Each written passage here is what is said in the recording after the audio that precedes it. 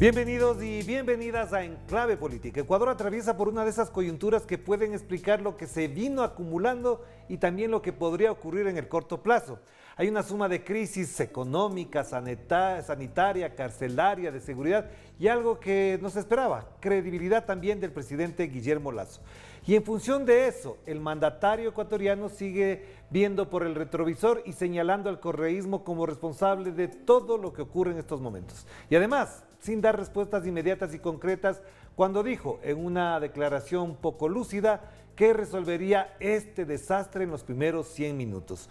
Y además, con la divulgación de los llamados papeles de Pandora, se ha creado un cerco mediático para impedir una investigación a fondo de si Lasso evadió impuestos y si también cometió perjurio en sus declaraciones juramentadas como candidato y ya como presidente. De esto queremos conversar con el asambleísta ecuatoriano por la Revolución Ciudadana, Fausto Jarrín, a quien le damos la más cordial bienvenida. Fausto, qué gusto tenerte por acá, ¿cómo estás? Hola Orlando, qué gusto, un saludo muy afectuoso para toda la América Latina, un saludo para Telesur, muchas gracias por tu invitación. Fausto, ¿cómo se entiende el momento que vive el Ecuador? Porque desde afuera lo que vemos es muertes, presos que se degollan, presidente involucrado en los papeles de Pandora, pero la situación política y social parecería que queda de segundo plano, tercer nivel, para no resolver los problemas de fondo por los que alguna gente votó por el propio Guillermo Lasso. La situación del país es realmente preocupante. A mí, después de haber transitado, digamos, los 4 años que significó el gobierno de Lenín Moreno, los 4 años de no política, los 4 años de indolencia, los 4 años de persecución, ver a un presidente que ahora entra en esta dinámica nuevamente de acusar, y ahora, a diferencia de Moreno, Lasso, digamos, es más audaz porque acusa a todos. Ajá. Todo el que no le da la razón es parte de una conspiración, todo el que le dice que está equivocado está bloqueando al país. Y así realmente hacer política, así gobernar, me imagino que para el mismo señor Lasso debe ser imposible. Y peor, con todo este tema personal que ahora tiene que enfrentar, que es el de la inminencia de que la verdad salga a la luz de algo que al menos en lo personal considero que siempre fue así, es que Lasso mintió. Claro, pero hay un elemento que acabas de mencionar y quería proponerte para la segunda parte, ya que lo mencionaste, me vale la ocasión. Él se pelea con todo el mundo, incluso con sus propios aliados, del diario El Universo, que nadie puede decir que es chavista, bolivariano, correísta, comunista o algo por el estilo, también se pelea. ¿Cómo se explica el comportamiento del presidente? ¿Qué ha hecho él después de ser candidato, donde a todo el mundo concedía ofertas y a todo el mundo le daba la razón? Guillermo Lasso viene haciendo política electoral, digamos, unos 10 años, pero nunca ha gobernado nada que no sea su banco. Ahora tiene que gobernar un país que sale de 4 años, como dije, de indolencia, de crisis, con una pandemia galopante, con un problema económico terrorífico. Y claro, llega a la presidencia aparentemente a querer gobernar como gobernaba su banco. Y entonces ahí, por supuesto, cuando él era el banquero, cuando él era la cabeza de todo, el que no le obedecía se iba a la casa. Ahora, como presidente de la República, eso no se puede hacer. Y encontrarse con quienes le decimos que no, frente al hecho de que no nos puede mandar a la casa, porque no es así la democracia, entonces creo que entra en un proceso de desesperación, un proceso muy obtuso, digamos, de decisiones políticas, y como tú dices, en entrevistas muy desatinadas, en posiciones muy desatinadas, procede a hacer tabla rasa de todas las opciones de diálogo que tiene y se queda solo con 3 o 4 jilgueros que le cantan al oído, que ya además están todos ellos muy bien ubicados como los generadores, por ejemplo, de la crisis del 99. Entonces, ¿a quién tiene Lasso? A ellos. ¿Y eso qué le genera al país? Nada bueno. Ahora, hay un elemento que fue noticia el día viernes último y además que causó un impacto, porque buena parte de la agenda política de los que él considera que son los desestabilizadores era congelar los precios de los combustibles. Él sale a la prensa, sale casi con una atención general del país a supuestamente congelar, cuando en realidad incrementa el precio del diésel y el incremento del precio de la llamada gasolina extra. Esto desactiva la posibilidad de, por ejemplo, movilizaciones, protestas. ¿Hasta dónde esto es una boya, un oxígeno que quiere recibir el presidente Lasso para desactivar los otros problemas de los que estamos hablando? Creo que lo único que realmente le ha funcionado al presidente Lasso es el proceso de vacunación. Hay que reconocer que abrió inclusive las paredes estas de la geopolítica que a veces hacen tanto daño y recurrió a todos los que le quisieron dar vacunas, a todos los que le quisieron vender, donar, etcétera. Decisión sana, creo yo, porque a la final los ecuatorianos ya estamos la gran mayoría vacunados, eso es innegable.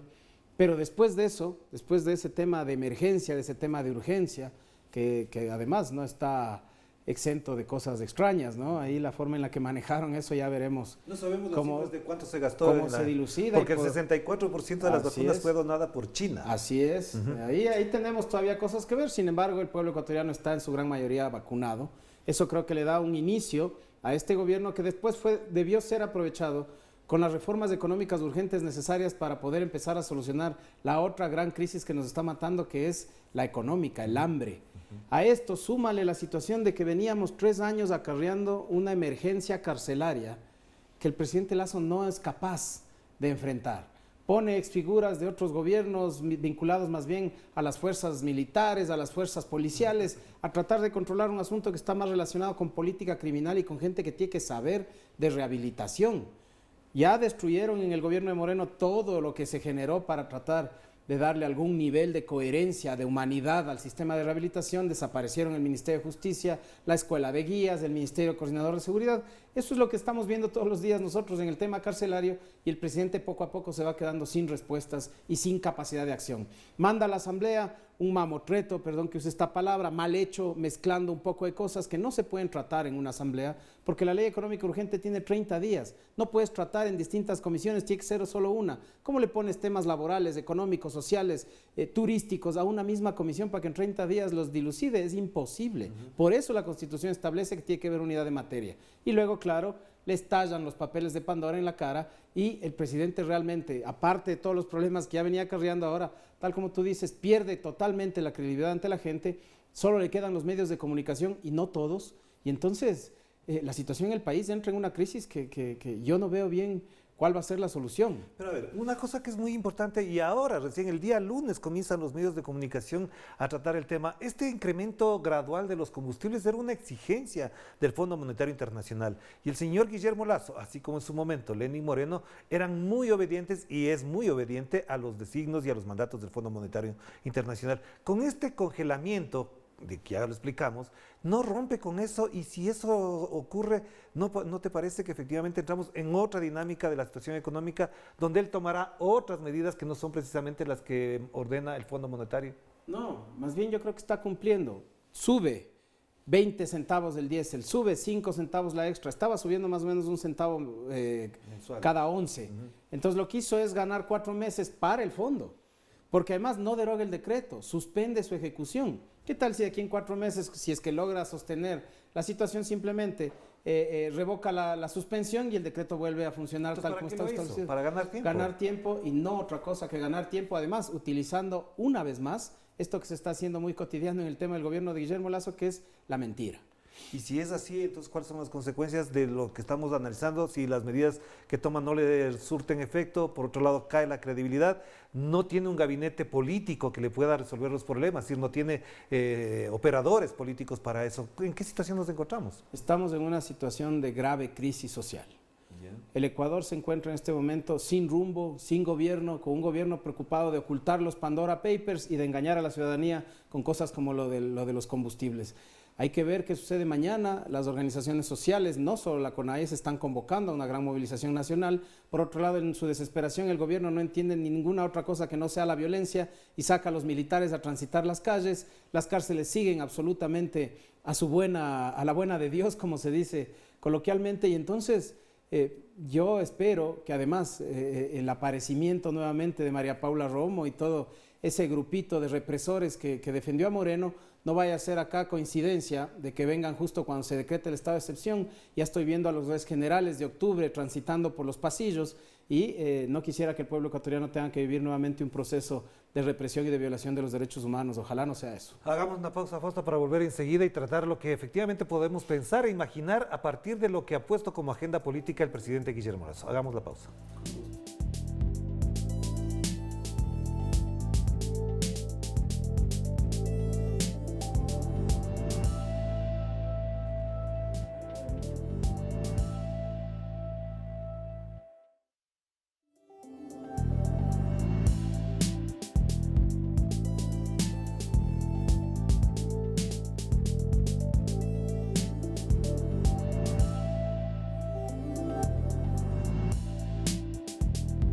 Estamos de vuelta aquí en Enclave Política a través de Telesur, la señal informativa de América Latina y del Caribe, y seguimos conversando con el legislador de la Revolución Ciudadana, Fausto Jarrín, a quien le consultamos ahora. El presidente, en lo que ha hecho varias entrevistas, ha dicho que hay un triunvirato de la conspiración y en ellos coloca a Leonidas Issa, presidente de la CONAIE, a Jaime Nebot, exalcalde de Guayaquil, y al expresidente Rafael Correa. ¿Cómo se entiende esto? ¿Efectivamente se han confabulado indígenas, socialcristianos y correístas para conspirar, o cómo le entendemos este mensaje?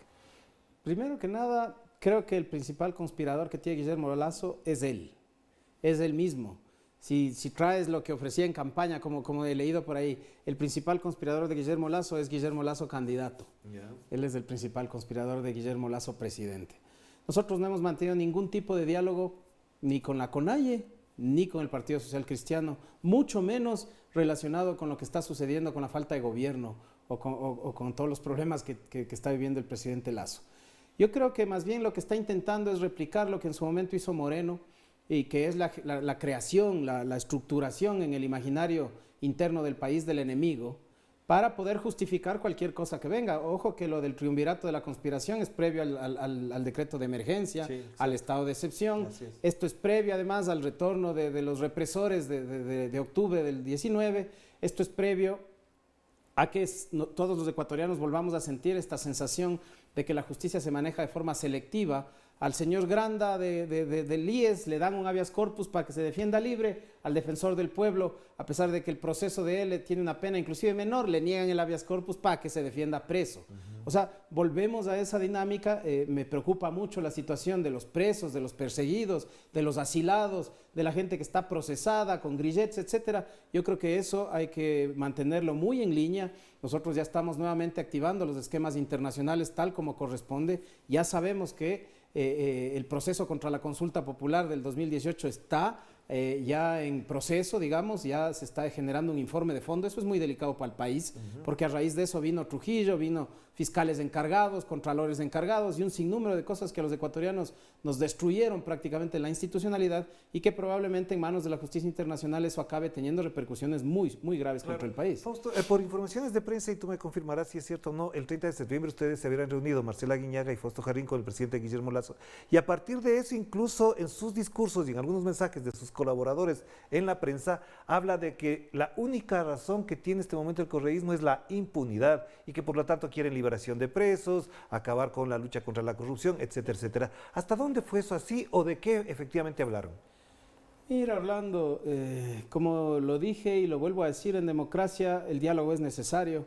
Si nos invitan a dialogar con el presidente de la República, si la ministra de Gobierno nos invita a un diálogo abierto, vamos a ir y vamos a seguir yendo, porque el país necesita soluciones.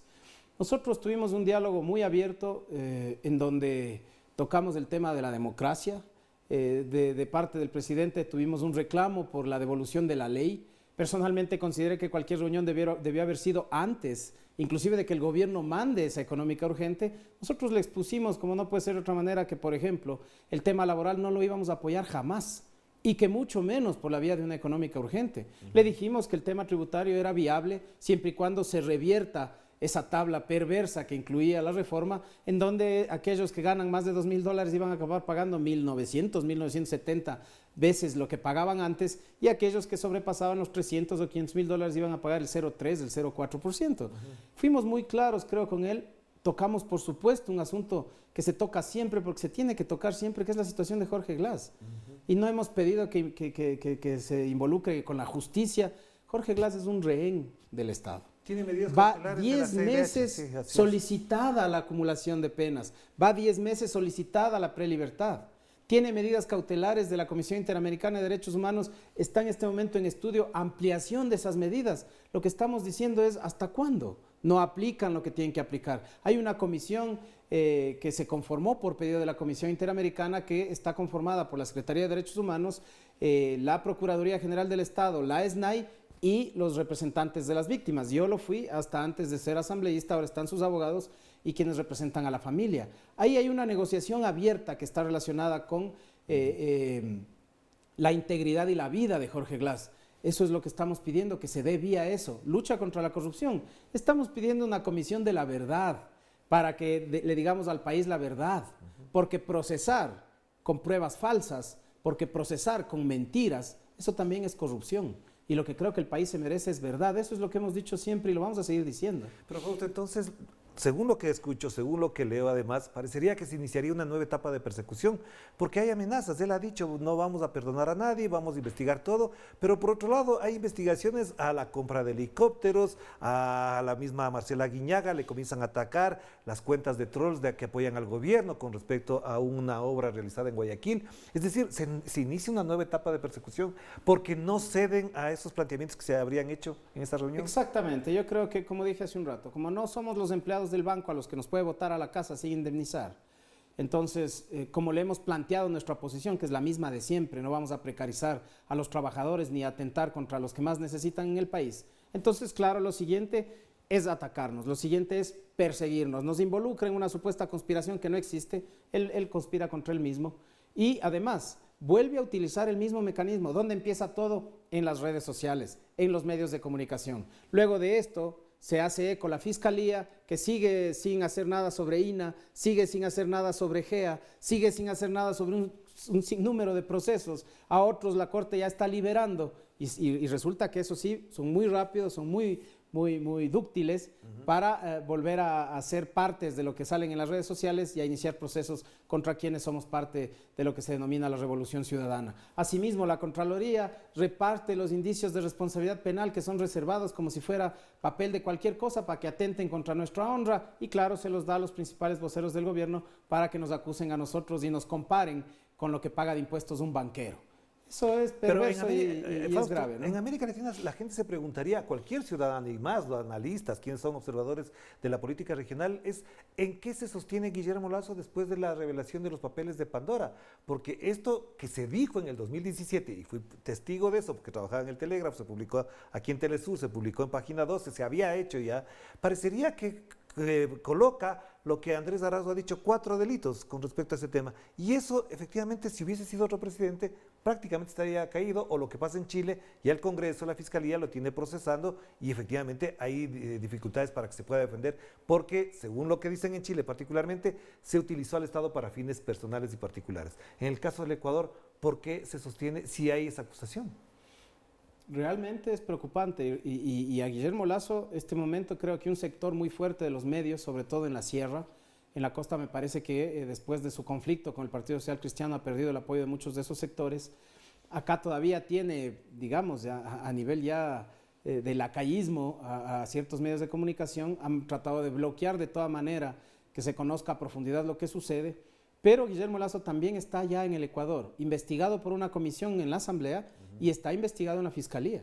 Pero no quiere ir a la Asamblea. No quiere ir a la Asamblea, veamos si va a la Fiscalía, ojalá la fiscal le llame a rendir una versión. La fiscal lo que prefirió es irse del país, por lo que sé. Pero, por ejemplo, si no va a la Asamblea es desacato, ¿se puede considerar desacato y una causal para juicio político? No. El juicio político para el caso del presidente de la República tiene causales específicas, ninguna de estas se ha cumplido. Sin embargo, hay otros mecanismos. El incumplimiento del pacto ético acarrea un procedimiento específico que incluye a Contraloría y Corte Constitucional.